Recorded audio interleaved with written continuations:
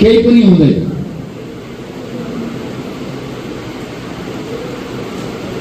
हिजो नेपाली कांग्रेसको सभापतिको घरमा पदाधिकारीहरू पनि बस्नुभयो, छलफल गर्नुभयो। मलाई त के लागेको थियो भने त्यो छलफलमा यो विषय उठ्ला, प्रधानमन्त्रीजीले के बोलेको भनेर यो विषय उठ्ला भन्ने लागेको थियो। तर दुर्भाग्य यो विषय उठेन।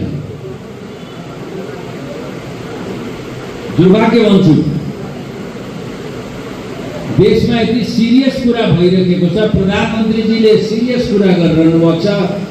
नेपाली कांग्रेसको पदाधिकारीहरूको बैठक हुन्छ, पूर्व पदाधिकारीहरूको बैठक हुन्छ, अनि उहाँहरू यो विषयमा छलफल गर्नुहुन्छ।